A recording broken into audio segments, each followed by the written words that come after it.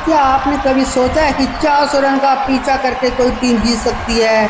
जब Australia cricket team ने 434 run ठोक दिए तब पूरी दुनिया ने मान लिया था मैच खत्म। लेकिन साउथ अफ्रीका क्रिकेट टीम के इरादे कुछ और ही थे। मैदान बना रणभूमि, हर गेंद बनी इतिहास और भी जो हुआ उसने क्रिकेट की दुनिया हिला दी। एक ऐसा चेज जिसने घमंड तोड़ा, रिकॉर्ड तोड़ा, दिलों को धड़कनें बढ़ा दी। क्या सच में 434 रन का पहाड़ हुआ पार? जाने के लिए अंत तक जरूर देखें। तो चलिए ऐतिहासिक मुकाबले की शुरुआत करते हैं। ऑस्ट्रेलिया ने टॉस जीतकर पहले बल्लेबाजी करने का फैसला किया। ओपनिंग के लिए मैदान में उतरे एडम गिलक्रिस्ट और साइमन कैटिंग और शुरुआत से इरादे बेहद आक्रामक नजर आए। पहले ओवर की 5वीं गेंद पर गिलक्रिस्ट ने शानदार चौका जड़कर अपने तेवर साफ कर दिए। शुरुआती कुछ गेंदों के बाद उन्होंने तेजी से रन बनाना शुरू किया और साउथ अफ्रीका के गेंदबाजों पर दबाव बनाना शुरू कर दिया। दूसरी तरफ साइमन कैटिंग की शानदार लय में नजर आए और दोनों बल्लेबाजों के बीच बेहतरीन तालमेल देखने को मिला। हर ओवर के साथ रन गति तेज होती गई और मैदान के चारों तरफ चौकों की बरसात होने लगी। गेंदबाज लगातार दबाव में आते गए और इसी बीच गिलक्रिस्ट ने मात्र 35 गेंदों में अपना शतक पूरा कर लिया। यह सिर्फ एक शुरुआत ही नहीं थी बल्कि एक तूफान की दस्तक थी और शतक पूरा करने के बाद एडम गिलक्रिस्ट और भी ज्यादा खतरनाक नजर आने लगे। उन्होंने आक्रामक अंदाज में बल्लेबाजी करते हुए बड़ा शॉट खेलकर पारी का पहला छक्का जड़ दिया, लेकिन अगली गेंद पर 65 रन बनाने की शानदार पारी खेलकर गिलक्रिस्ट आउट हो गए और 97 के स्कोर पर साउथ अफ्रीका को पहली सफलता मिल गई। गिलक्रिस्ट का विकेट गिरते ही साउथ अफ्रीका ने थोड़ी राहत की सांस ली, लेकिन यह राहत ज्यादा देर तक नहीं टिक पाई।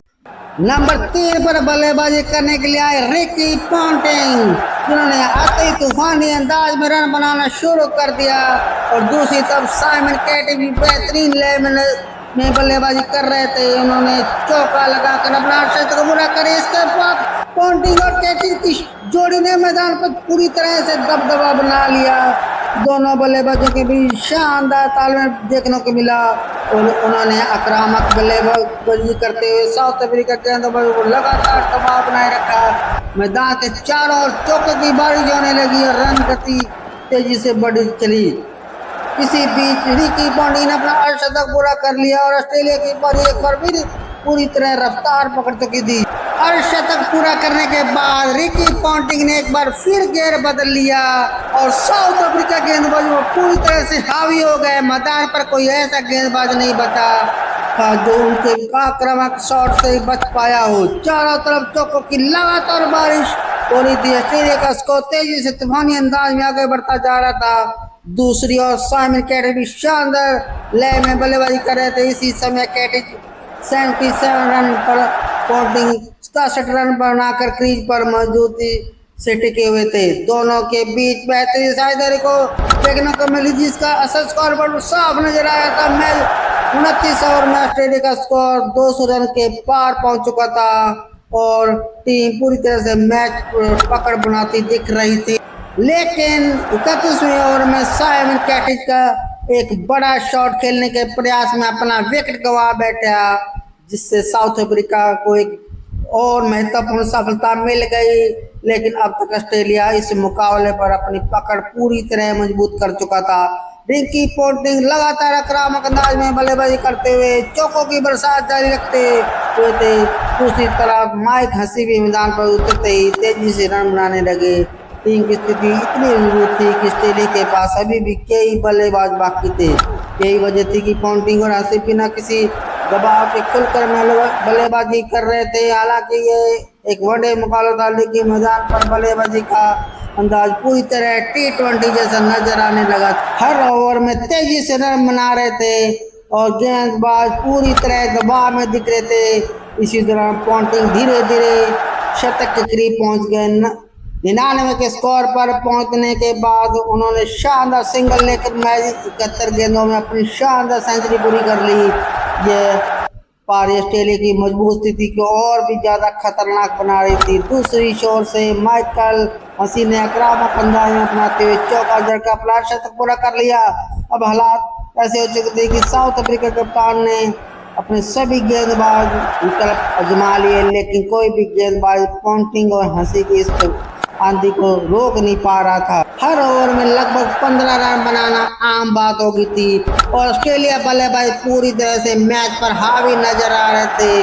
45 ओवरों के अंत तक ऑस्ट्रेलिया ने सिर्फ 2 विकेट खोकर 362 रन बना लिए थे, जो एक विशाल स्कोर की ओर इशारा कर रहा था। हालांकि 46 ओवर में माइकल हसी 51 गेंदों पर 81 रन की विस्फोटक पारी खेलकर आउट हो गए, लेकिन इससे ऑस्ट्रेलिया की रफ्तार पर कोई खास असर नहीं पड़ा और दूसरी तरफ पोंटिंग लगातार आक्रामक बल्लेबाजी करते हुए वह हर गेंद को ऐसे खेल रहे थे मानो ये पारी के आखिरी गेंद उनका यही अंदाज ऑस्ट्रेलिया के एक और बड़े स्कोर की तरफ ले जा रहा था। हालांकि अभी भी 3 ओवर का खेल बाकी था और यहीं से ऑस्ट्रेलिया बल्लेबाजी ने पूरी तरह एक तरफा मैच बना दिया।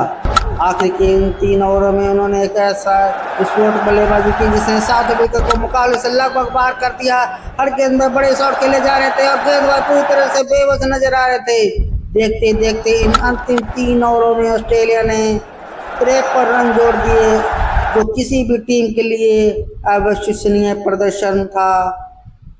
इस शानदार फिनिशिंग के दम पर ऑस्ट्रेलिया ने 50 ओवर की समाप्ति के बाद 435 रन का विशाल स्कोर खड़ा कर दिया, एक ऐसा लक्ष्य जो उस समय लगभग नामुमकिन नजर आ रहा था। अब साउथ अफ्रीका के सामने सिर्फ एक चुनौती नहीं बल्कि एक पहाड़ खड़ा था। इस विशाल स्कोर के बाद सिर्फ ऑस्ट्रेलिया खिलाड़ी ही नहीं बल्कि पूरी दुनिया इस मैच को उनका मान चुकी थी। 435 रन का लक्ष्य उस दौर में लगभग नामुमकिन माना जाता था, लेकिन अब मैदान पर जो होने वाला था उस पर यकीन करना आसान नहीं था। साउथ अफ्रीका की ओर से कप्तान ग्रेम स्मिथ और अपने साथी बल्लेबाजी के साथ पारी की शुरुआत करने उतरे। हालांकि शुरुआत साउथ अफ्रीका के लिए बेहद खराब रही। दूसरी ओवर की दूसरी गेंद पर पहला विकेट गिर गया और टीम सिर्फ 3 रन के स्कोर पर झटका खा बैठी। इसी विकेट के साथ ऐसा लगने लगा कि ऑस्ट्रेलिया की जीत पक्की हो चुकी थी। इसके बाद क्रीज पर आए हर्षल गेवसन, जिन्होंने आते ही आक्रामक अंदाज अपनाया। ग्रेम स्मिथ के साथ मिलकर उन्होंने तेजी से रन बनाना शुरू किया और कंगारू गेंदबाज को जवाब देना शुरू कर दिया। हालांकि ऑस्ट्रेलिया गेंदबाज को पूरी तरह से आत्मविश्वास में थे। उन्हें यकीन था कि चाहे सामने वाली टीम कितनी भी कोशिश कर ले, 400 रन पार करना भी मुश्किल है। शायद गिब्स और स्मिथ भी इसी लक्ष्य के विशालता को समझ रहे थे, लेकिन उन्होंने एक ऐसी रणनीति अपनाई जितनी तेजी से हो सके उतने रन बनाए जाएं और मैच को दिलचस्प बनाया जाए। इसी दौरान ग्रेम स्मिथ और हर्षल गिब्स के बीच शानदार अड़सठ की साझेदारी बन गई। साउथ अफ्रीका के दर्शक इसी आक्रामक बल्लेबाजी का भरपूर आनंद ले रहे थे, क्योंकि सभी जानते थे कि लक्ष्य बेहद विशाल है। इसलिए जीत की चिंता छोड़कर सभी खेल का मजा लिया जा रहा था। गिब्स और स्मिथ की इसी अंदाज में बल्लेबाजी कर रहे थे मानो दर्शकों को एक यादगार शो देना चाहते हो। जल्दी दोनों बल्लेबाजों ने अपने अपने शतक पूरे कर लिए और इसके बाद मैच का रंग पूरी तरह बदलने लगा। अर्धशतक के बाद दोनों ने अचानक रफ्तार और बढ़ा दी। मैदान पर चौकोर की जड़ी लग गई। साउथ अफ्रीका बल्लेबाज पूरी तरह से आक्रामक मूड में नजर आने लगे। ऐसा लग रहा था मानो जोहान्सबर्ग मैदान एक बार फिर से रन बरसाने लगा हो। हर गेंद पर हमला, हर ओवर में बड़े शॉट। अब मुकाबला सिर्फ रन बनाने का नहीं बल्कि ऑस्ट्रेलिया गेंदबाजों को जवाब देने का बन चुका था। दोनों बल्लेबाजों को की तूफानी बल्लेबाजी ने दर्शकों को दिलों में हल्की सी सही लेकिन जीत की उम्मीद जरूर लगा दी। 22 ओवर के बाद साउथ अफ्रीका का स्कोर 190 रन तक पहुंच चुका था और मैच का रोमांच बढ़ने लगा था, लेकिन तभी एक बड़ा झटका लगा। ग्रेम स्मिथ 55 गेंदों पर 90 रन की शानदार पारी खेलकर आउट हो गए और 190 के स्कोर पर टीम ने अपना दूसरा विकेट गंवा दिया। हालांकि दूसरी शॉट पर खड़े हर्षल गिब्स पर इसका कोई असर नजर नहीं आया। उन्होंने अपने आक्रामक अंदाज को बरकरार रखा और हर गेंद पर हमला जारी रखा। हालांकि दूसरी छोर से उनका साथ दे रहे एबी डिविलियर्स ज्यादा देर टिक नहीं सके और सिर्फ 14 रन बनाकर आउट हो गए, जिससे साउथ अफ्रीका को एक और झटका लगा।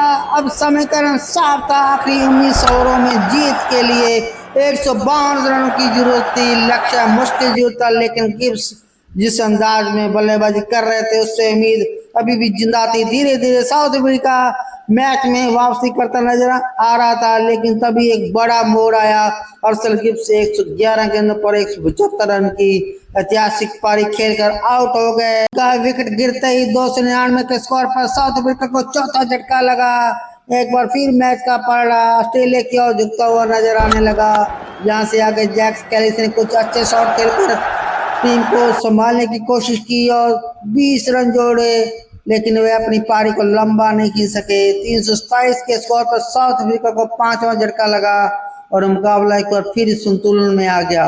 अब क्रीज पर थे मार्क वाउचर, जिनका साथ ने आए थे जस्टिन गैन। दोनों ने मिलकर टीम के लिए महत्वपूर्ण जोड़ने शुरू करी है, लेकिन ये शायद ज्यादा देर नहीं टिक पाई और कैप्स 13 रन बनाकर आउट हो गए। इसके बाद मैदान पर आए वैन डेर वाल्ट और उन्होंने आते ही आक्रामक अंदाज अपनाया। वाउचर के साथ मिलकर उन्होंने एक बार फिर चौकों की बारिश को शुरू कर दी। दोनों बल्लेबाजों के बीच तेजी से रन बनाने लगे और साउथ अफ्रीका की उम्मीद फिर से जाग उठी। इस शानदार साझेदारी की बदौलत समीकरण अब काफी दिलचस्प हो गया। आखिरी 35 गेंदों पर जीत के लिए 60 रन चाहिए थे। इसके बाद वेंडेडर वाल्ट ने अगले ओवर में बेहतरीन बल्लेबाजी करते हुए पहले चौका और फिर एक तेजी से रन लेकर आवश्यक रन गति को कम कर दिया, जिससे मैच पूरी तरह रोमांचक मोड़ पर पहुंच गया। लेकिन फिर मुकाबले में एक और बड़ा मोड़ आया। वेंडर वाल्ट 18 गेंदों पर 35 रन की तेज पारी खेलकर आउट हो गए। साउथ अफ्रीका लगातार अंतराल पर विकेट जरूर गंवा रही थी, लेकिन टीम का इरादा अब साफ था, हर हाल में जीत हासिल करनी है। क्रीज पर मौजूद मार्क वाउचर उनके साथी खिलाड़ी बल्लेबाज ने पूरी जिम्मेदारी अपने कंधों पर ले ली। दोनों ने दबाव में ही शानदार संयम और आक्रामकता का संतुलन बनाए रखा। हर आखिरी तीन ओवर में साउथ अफ्रीका को जीत के लिए 35 रन की जरूरत थी।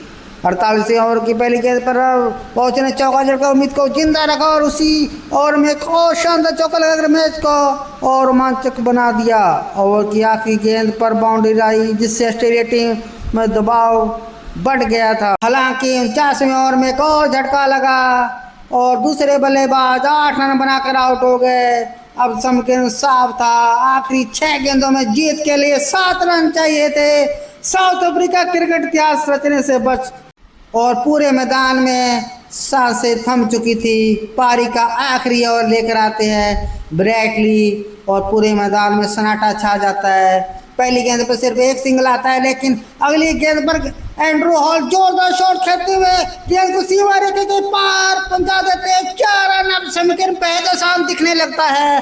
4 गेंदों में सिर्फ 2 रन चाहिए। मैच पूरी तरह साउथ अफ्रीका की पकड़ में नजर आता है, लेकिन तभी मुकाबला एक बार फिर पलटता है। अगली गेंद पर एंड्रू हॉल आउट हो जाते हैं। अब आखिरी विकेट क्रीज पर जीत के लिए अभी 2 रन चाहिए। दबाव अपने चेहरे पर हर सांस थमी थी। इसके बाद मखाना नती ने हिम्मत दिखाते हुए सिंगल लेते हैं और स्ट्राइक मार्क वाउचर को दे देते हैं और फिर जो हुआ वो पल आता है जिसका इंतजार था। मार्क वाउचर ने शानदार शॉट खेलते तेजी से बाउंड्री पार करती है और साउथ अफ्रीका क्रिकेट इतिहास रच देता है। एक ऐसा चीज जिसे यकीन करना भी मुश्किल था। ऑस्ट्रेलिया का घमंड चकनाचूर और क्रिकेट की दुनिया को मिलती है सबसे महान जीतों में से एक।